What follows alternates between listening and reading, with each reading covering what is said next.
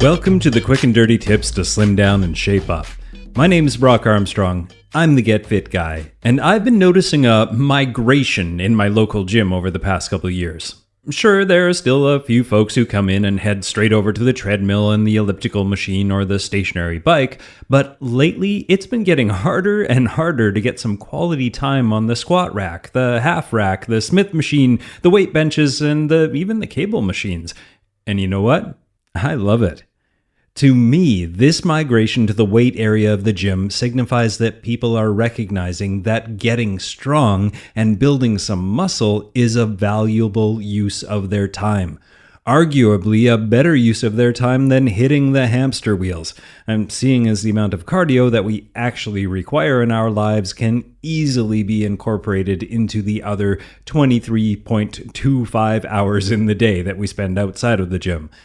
All you need to do is what I like to refer to as adopt a carless mindset. Now, when you think of weight training, you probably picture some huge bodybuilders with beefy muscles and chiseled chests. But it is so much more, and at the same time, so much less than that.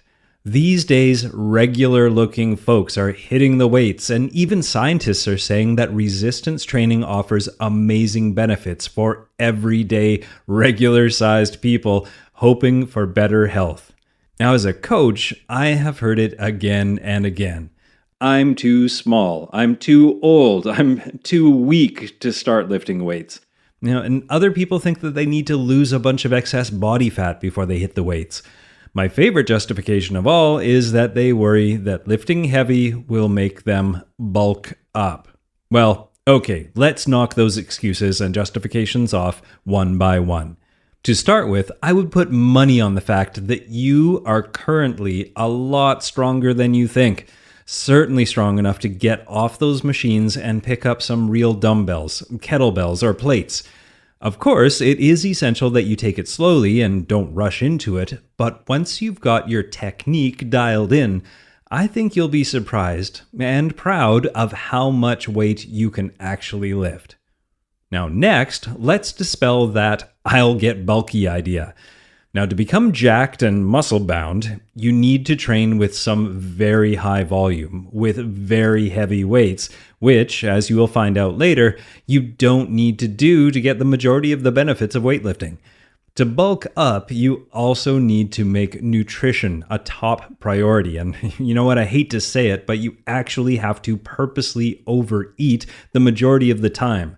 Bodybuilders use the expression, eat like it's your job. So that portion of the bulking equation is totally within your control. Then there's your genetics and of course your gender. Yes, most women find it nearly impossible to get bulky from a basic training program, but what they do find is that they lose extra body fat and reveal the muscle that's hiding underneath. And finally, everyone from kids to seniors can benefit from engaging in some type of heavy lifting. Of course, kids, older folks, and anyone with conditions like arthritis, osteoporosis, obesity, or cardiovascular disease risk factors will need to follow a specific training program, but the fact is that we are all capable of training with some form of resistance. Okay, with that out of the way, let's look at the benefits of lifting weights and why you should incorporate it into your life. Well, number one is getting that toned look. Getting toned requires two things to happen. You have to lose excess body fat, and you have to increase the size of your muscle cells. Toning is actually mostly about revealing lean muscle, which means for most people, the removal of the fat that is covering up that muscle. Then, building and shaping the muscle itself provides the real tone, and which is why simply losing fat doesn't lead to that same look as losing fat and building muscle. Now, if a big portion of being toned is losing body fat, well, shouldn't we do some cardio? Well, no. The best way, aside from a good diet, to shed unwanted body fat at the same time as increasing lean muscle mass is to prioritize anaerobic exercise with sprints and weights, and include 1 to 2 heavy weight workouts per week.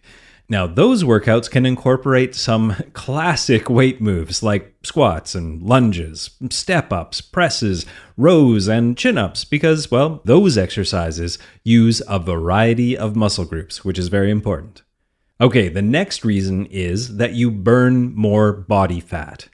Now, not only does lifting weights elevate your energy expenditure while you're working out, but it elevates your energy expenditure after the workout significantly more than doing regular cardio workouts, and that is due to the metabolic stress that it causes. In a study that compared light with moderate weights on afterburn, the women who did 2 heavy sets of 8 reps at 70% load burned nearly twice the calories for up to an hour after exercise when compared to a group that did 2 light sets of 15 reps at a 35% load. So, training at higher intensity with heavier weights once or twice a week gives us even more of a boost due to the fact that it trains more motor units in the muscles, both metabolically and neurologically. And this is a magical combination which helps increase coordination and helps you stay lean. Now, the third reason is that it'll make you smarter. Well, perhaps you won't get smarter exactly, but check this out. In a 2015 study which explored the effects of resistance training on brain lesions, the scientists zeroed in on 54 women whose brain scans showed white matter lesions. The scientists first tested the women's gait, speed, and stability, then randomly assigned them to one of 3 groups. One that performed a once-weekly program of light upper and lower body weight training, another group that did the same weight training routine, only they did it twice a week, and one group, which was the control group, that did a twice-weekly regimen of stretching and balancing. All 3 groups did this for 1 year. At the end of the year, their brains were scanned again, and their walking ability was reassessed. Now, the women in the control group, well, sadly, they showed progression in the number and the size of the lesions in their white matter, and also a slowing in their gait. The same was true for the women who had only trained once per week. But the women who had lifted weights twice per week displayed, and I quote, significantly less shrinkage and tattering of their white matter than all the other women. They also increased their speed and smoothness of walking. Now that's what I call a positive outcome in the brain and the body. And now it's time to talk about testosterone. Studies have shown that if you're going to use weights to boost your testosterone, you definitely need to use heavy ones. No using soup cans instead of dumbbells allowed here. Full body, heavy exercises like squats, deadlifts, bench presses, and Olympic lifts should ideally be done at 85 to 95% of your 1 rep max, and 2 to 3 full body weight workouts per week is ideal to get a good testosterone boosting result. The key appears to be that when lifting heavy weights, you should also use long rest periods if your goal is to increase testosterone. Scientists have studied the effects of very short rest periods on testosterone and found that the longer rest periods, around 120 seconds, between sets are better for building testosterone. Although you still can build other hormones, such as growth hormone, with shorter rest periods. If your goals are to increase testosterone, I recommend that you maximize your time in the gym by doing alternate activities during those long rest periods, such as stretching, or better yet, doing exercises that don't stress those same muscles you just worked in a superset fashion. And supersets are back-to-back exercises performed with minimal rest. Now, the next reason you should lift weights is because it protects your bones, joints, and tendons. Now, one of the largest benefits that people like endurance athletes get from training with weights is the strengthening of connective tissue. Now, this is important to prevent degeneration from all that repetitive use of doing your job, doing yard work, or when you're training for something like a marathon. When you are loading your body with things like heavy weights, things called bone osteoblasts occur, which go to work strengthening your bones, your tendons, and your ligaments. Now, weight training also allows you to move safely under a load, which is essential for any athlete that's hoping to jump, spin, pivot, or twist with vigor.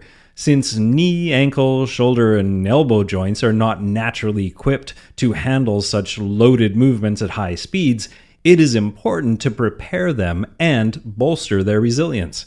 The best and the likely fastest way to strengthen connective tissue is to do eccentric training, which you may remember from my article that was called How Quickly Can You Expect to See Muscle Gains? But if you don't remember, the eccentric movement is when you lower the weight slowly toward the ground.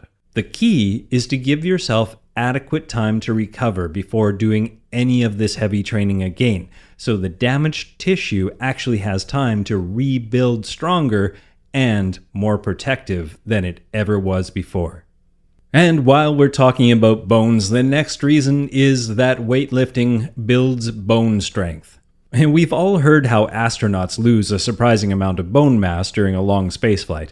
NASA even has a term for it. It's space bones. Astronauts usually experience bone loss in their lower body, the lumbar vertebrae, and their leg bones. Researchers suspect the cause of this is weightlessness. Now, weight training is pretty much the opposite of being in space. And if you put your bones under a greater amount of load or pressure than they usually experience in your day-to-day life, they will adapt by getting stronger. There was a study on resistance training and women with very low bone density, and they found that weight training was both a safe and effective way to increase bone density, even for postmenopausal women with very low bone mass. They found that it improved bone mineral density and functional ability without any injuries. And our next reason is that weightlifting can lower blood pressure. One way that the body increases blood flow and cardiac output during exercise is by dilating your arteries, which is making them bigger, and actually decreasing the resistance, or the peripheral resistance, that the heart pumps against. As I pointed out in my recent post, Can Exercise Lower Blood Pressure?, exercise scientists used to believe that cardiac output actually decreased during weight training. This was because they thought a contracting muscle would somehow squeeze your blood vessels and make them shrink, which would, in turn, increase peripheral resistance and dangerously raise blood pressure.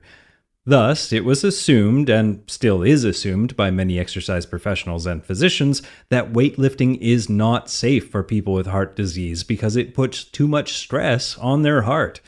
The interesting thing is that when you lift a heavy weight, you also produce a hormone called adrenaline, and adrenaline causes the arteries in your muscles to dilate, which causes a decrease in peripheral resistance and increase in cardiac output, and no changes at all in blood pressure that are dangerous to the heart. As a matter of fact, the squeezing action of contracting muscles actually milks the blood back into the heart. This means that for people with high blood pressure, lifting weights may actually be less stressful to the heart than aerobic exercise, which certainly doesn't result in that same milking action. Now, the next reason for lifting weights is it improves your endurance. Do you avoid the weight room because you focus mainly on hiking, climbing, cycling, swimming, or running? Well, that's not actually a good reason at all to stay out of the weight room. Lifting weights helps athletes in endurance sports as well. For example, there was a review of 26 different studies that looked at the relationship between strength training and endurance sports, and it found that strength training made endurance athletes faster and more efficient.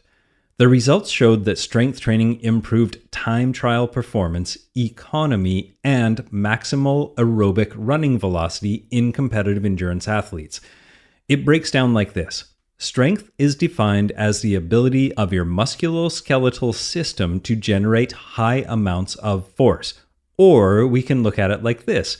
Strength is the ability of the muscles to move stuff. Whether the stuff you're moving is a barbell, a bike, or your own body, it takes a certain amount of muscle to move it well.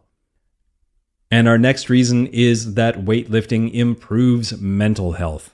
Now, I'm not going to dive too deeply into this because I've already covered it pretty well in the episodes how exercise can prevent depression and how exercise affects the brain. But basically, exercise affects the brain in many ways. It increases heart rate, which pumps more oxygen to the brain. It aids the release of hormones, which provide an excellent environment for the growth of new brain cells. It promotes brain plasticity by stimulating growth of new connections between cells in many important cortical areas of the brain. And researchers from UCLA even demonstrated that exercise increased growth factors in the brain, which makes it easier for the brain to grow new neuronal connections. While other studies suggested that 12% of future cases of depression could have been prevented if the participants had engaged in at least 1 hour of physical activity each week. And yes, that could have been lifting weights. Now, the next reason is that weightlifting can help manage chronic pain. There's a review of resistance training on patients with fibromyalgia, and it found several studies that linked the benefits of resistance training to lowered chronic pain in people with fibromyalgia. Simply put, the study concluded that being inactive will eventually lead to more pain on exertion, and for many will result in a symptom flare. A Cochrane review of resistance training and chronic pain agreed that resistance exercise could help with chronic pain because exercise helps reduce whole body inflammation in the long run. Interestingly, this study concluded that moderate and moderate to high intensity resistance training improves multidimensional function, pain, tenderness, and muscle strength in women with chronic pain. Which leads to the next reason: it improves liver health. Now, I know not many of us worry about our liver on a daily basis, but fatty liver disease affects between 20 and 30% of Americans. Now, can you guess what helps reduce those dastardly fatty deposits around your liver? You bet. There's an admittedly small study, which only had 19 participants, that tested the effects of resistance training on non-alcoholic fatty liver disease, and it found that resistance training reduced liver fat. And as a bonus, it also reduced oxidative stress and insulin resistance. Now, sure, this is the first study to demonstrate that resistance training specifically improves non-alcoholic fatty liver disease independent of any change in body weight, but I still think it's worth listing. And the final reason to lift heavy stuff is that it slows the aging process. In the study called Resistance Exercise Reverses Aging in Human Skeletal Muscle, it was shown that 6 months of progressive resistance training, which is weight training that gets heavier over time, made the gene expression pattern of aging mitochondria become significantly younger. In a process that's known as sarcopenia, muscles become smaller and weaker with age, and evidence suggests that a key part of the decline occurs in the mitochondria, which is a component of the muscle cells that is the ultimate powerhouse. The study, which was done on 70-year-old men, reported that, and I quote, "the older individuals were able to improve strength by approximately 50% to levels that were only 38% less than that of younger individuals." Now, this means that seniors who engaged in weight training closed the strength gap between themselves and their counterparts who were nearly 40 years younger, from 59% to 38%, which is an improvement of almost 36% in a mere 6 months of the study. Yeah, you heard that right. When it comes to mitochondria, weight training reversed nearly 40 years of aging. Now, muscle biopsies from the study showed a remarkable reversal of the expression profile of 179 genes associated with age and exercise training. Genes that were downregulated with age were correspondingly upregulated with exercise, while genes that were upregulated with age were downregulated with exercise. And studies have also shown that exercise, resistance training in particular, also protects DNA from wear and tear of aging, and that the addition of fast twitch muscle fibers precipitate fat loss and improve metabolic function by acting on the telomeres, which are the caps on the DNA that protect the chromosomes themselves. As you age, your telomeres progressively wear and shorten from things like repeated cell division or oxidative stress or inflammation and other metabolic processes, which can leave your chromosomes, unprotected. When the caps are eroded, the damage begins to dig into your genes, which causes your cells to become damaged and even be discarded as you get older. But the good news is that lifting heavy stuff seems to slow that process down. So, there you have it. Good news all around. And to be honest, I could have gone on a lot longer with all the benefits that lifting heavy stuff bestows on our human meat sacks, but I think you get the idea. Many of us know people, or maybe we are those people, who say, I need to get in shape, and then immediately head out to the store and buy some running shoes or join their local running group.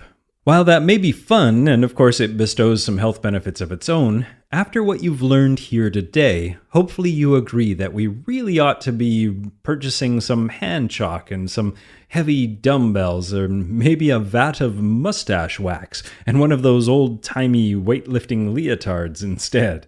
Well, maybe not that last one.